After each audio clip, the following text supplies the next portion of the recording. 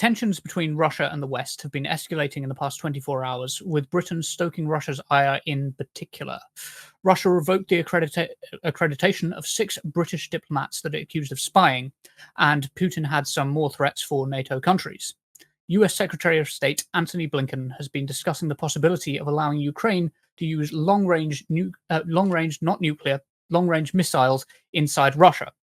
This would include British-French Storm Shadow missiles. This comes as Iran steps up its military support to Russia, supplying them with drones and now close-range ballistic missiles, that's CRBMs for those who don't know, for their use in Ukraine. According to the BBC, Vladimir Putin said that this isn't about allowing or banning the Kiev regime from striking inside Russian territory. It does that already with drones and by other means. But when we talk about high-precision, long-range weapons made in the West, this is a completely different matter. The Ukrainian army is not able to strike with modern high-precision, long-range missiles, long-range systems. It can't do this.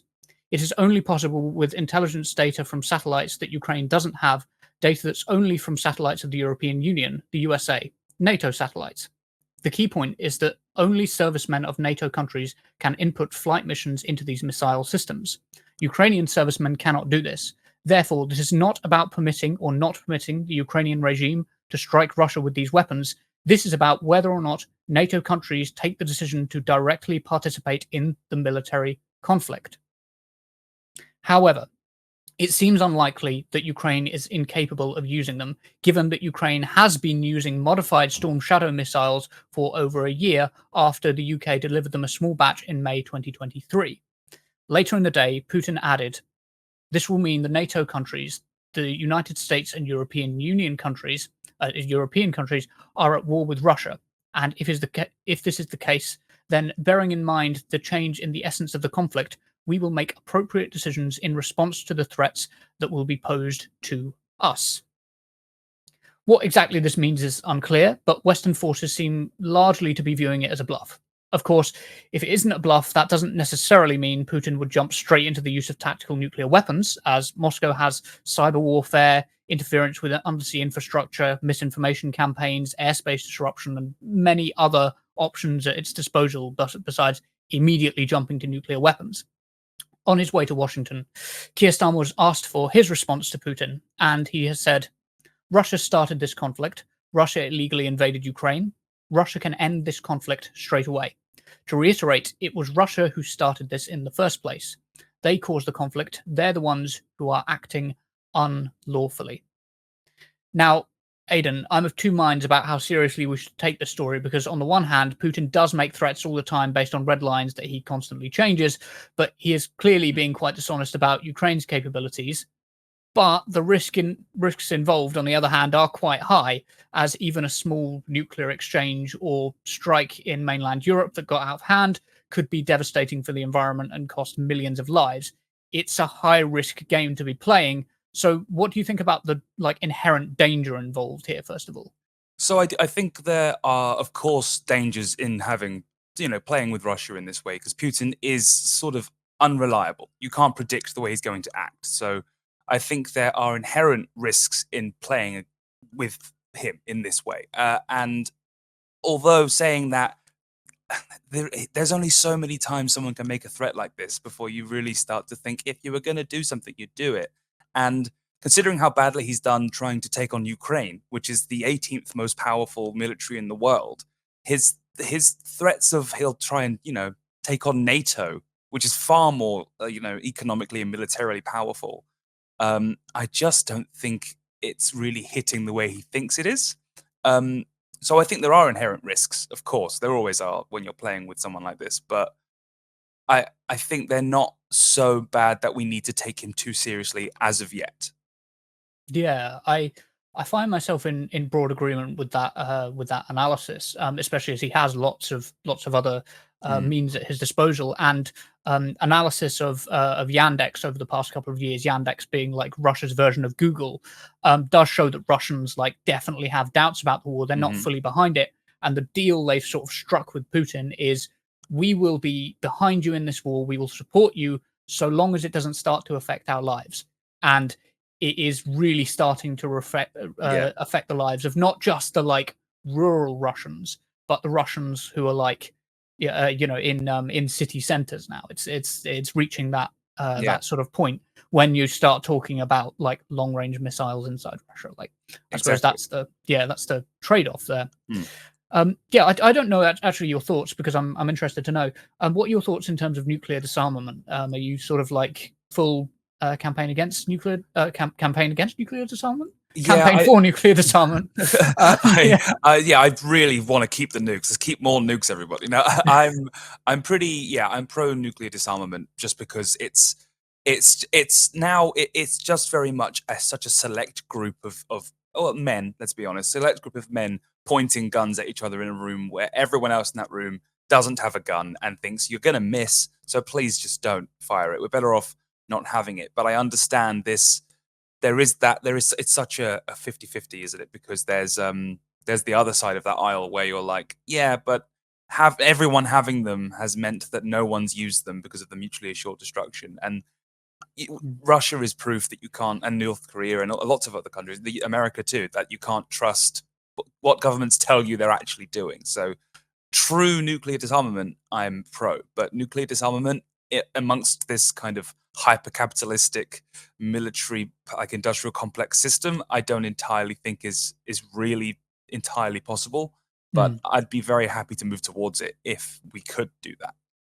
It's incredibly terrifying when you realize, like, I think a lot of people think of like nuclear weapons and they think like, oh, World War II, like a single bomb that drops from the from a plane, drops from the sky, there's a big explosion and it takes out like a city.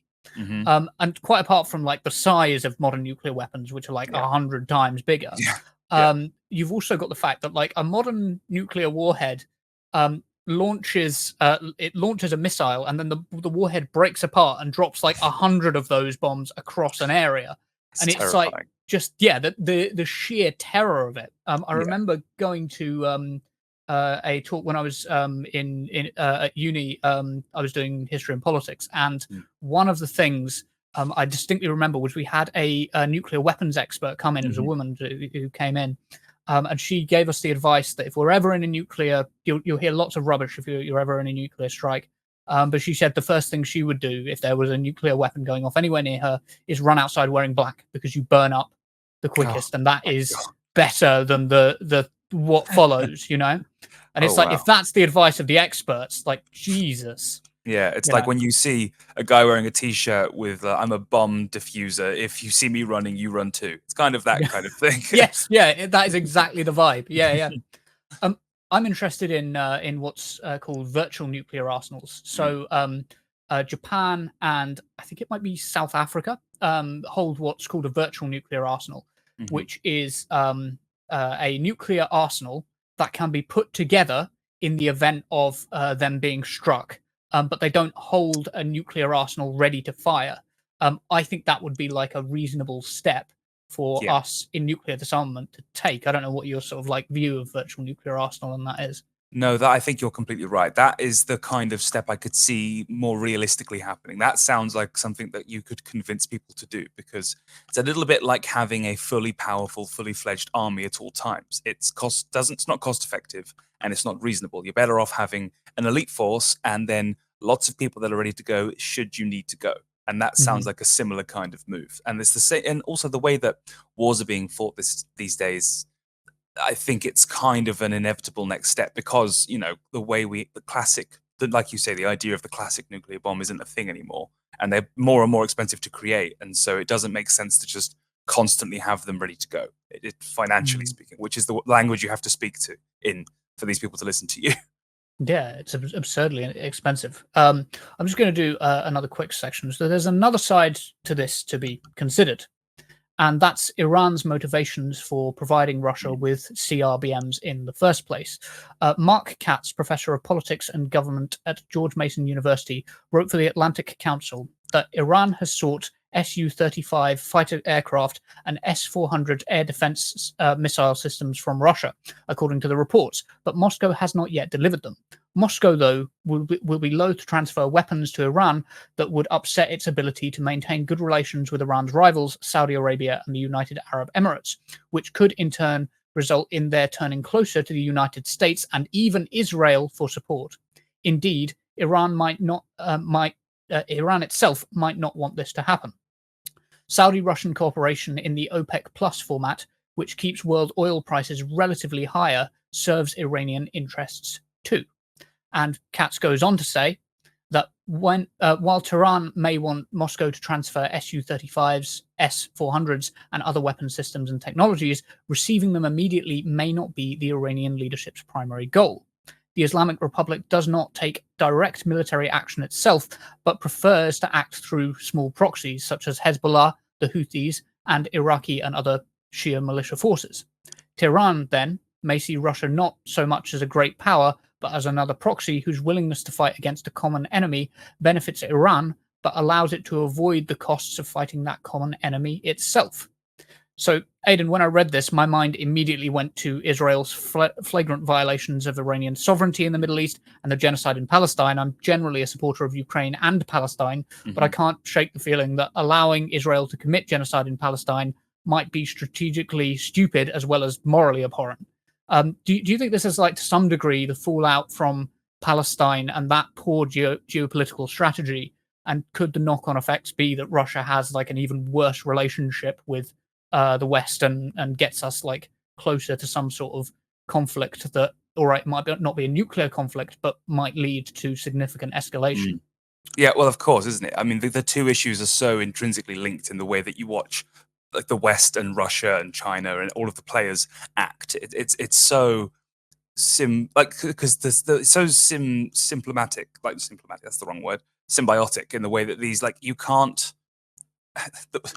The West being so pro-Israel and then trying to criticize Russia for how they act in Ukraine and in Crimea, these two things don't work, and it's going to cause frays to happen even more, because it's already causing a fray inside the politics of every single nation that's involved in these things. And so I could see it definitely spilling over and making it even harder to come to some kind of peace treaty with anybody involved in any of these conflicts, because no one's acting with complete, like, moral, the word I'm trying to remember, I've forgotten, but trying to keep consistency, moral consistency. No one's acting with this right moral consistency, so it's going to cause problems for everybody. Yeah, I do think, I think that is definitely the case. And it's that stark contrast between the Ukrainian people have a right to defend themselves from invasion and occupation. Yeah. They have a right to self-determination, but the Palestinian people don't. Yeah. Do you think that? I mean, I think this is kind of an answer that I'd be surprised if you disagree with. But do you think there's a massive like bucket load of white supremacy involved in that? The difference in the way that we treat Ukraine and the way that we treat Palestine. You know, I wouldn't actually. No, yeah, of course it is. Of course it is. It's absolutely so intrinsically linked to the fact that, and this is quite a hot thing to say, but it's brown people dying and not white people dying. That is the thing. And we saw that the way that we welcomed Ukrainian immigrants in, or asylum seekers in, to the Western countries of Europe, but shun the idea of any Palestinians moving here. It's so insane.